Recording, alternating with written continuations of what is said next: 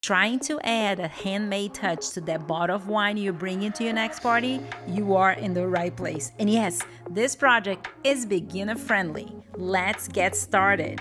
So this is what you need: the pretty fabric, the backing, the batting, and then we're going to layer them.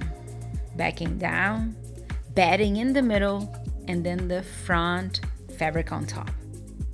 We're going to smooth it out gently with our hands. No stress here, just soothing energy.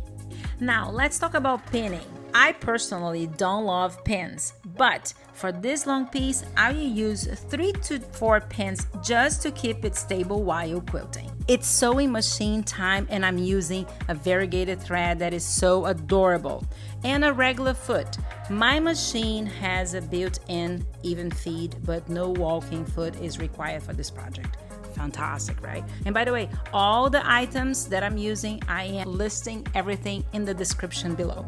So I am here quilting diagonal lines. I switch directions to create diamond shapes. And there's a pro tip here. Notice that I'm alternating directions after each line. You know why? Because this prevents shifting or stretching, which makes our life so much easier. And remember, wonky lines, it's totally okay. This isn't about perfection. It's about expression. Let it flow. Let it go. Give yourself permission to play. And while I stitch these diagonal lines, think about this. What is really running through your mind? Are you thinking about how straight the lines are? Or are you just focused on straightening out the wonky parts? How do you feel about letting your stitching flow, even if it goes a little wonky? And if this is your first time sewing, how do you want sewing to make you feel? I really encourage you to have this kind of conversation with yourself while you're sewing and being creative. And if you're looking for this kind of creativity-centered project to help you release anxiety and reconnect with yourself while sparking your creativity, you will love the Let's Cut the Scrap Sewing and Emotional Fitness Club. This is where we turn sewing into sew work. I love ironing, but for this project, I skipped the iron part and went straight to trimming.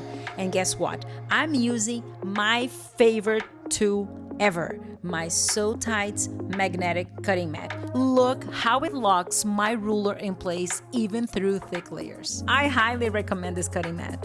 Now let's sew along the open edges to hold everything together. In this example, I decided to sew the edges before cutting the handle pattern, just to keep all the layers secure and steady while I work. Now let's box the base. Just mark and cut 1-inch squares from the 2 bottom corners on the seam. Center the folded edge and use the template to cut a rounded handle opening. You can use fabric shears here again for precision. Oh, by the way, when cutting curves, it's good to switch to fabric shears because rotary cutters plus cutting curves can damage your mat. Now let's pinch the corners, match and nest the seams and sew across. I like nesting the seams here because it helps reduce bulk and it gives a cleaner finish.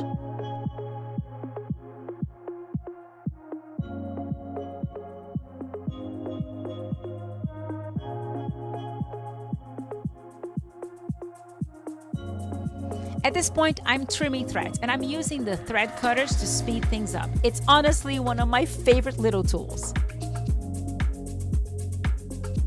Oh, note that to finish the inside edges, I used a zigzag stitch with variegated thread, and it looks freaking adorable.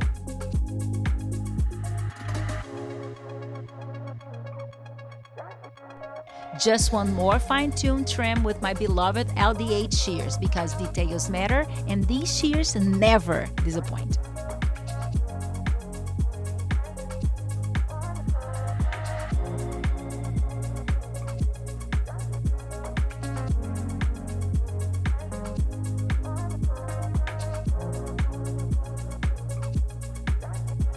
Look how cute this bag is already looking and it's not even finished.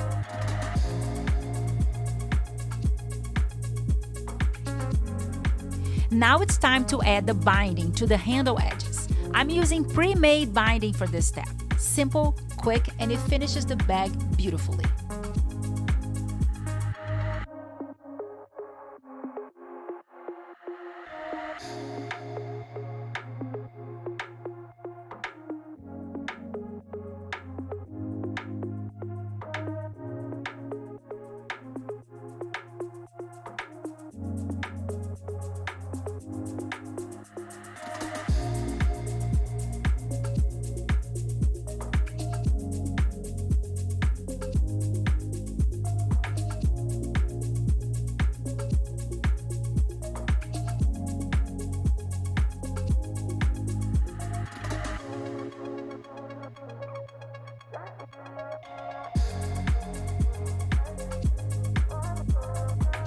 And ta-da!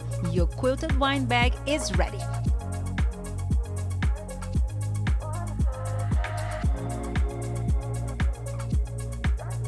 Slide in your favorite bottle, bless the gift with kind words, and get ready to brighten someone's day.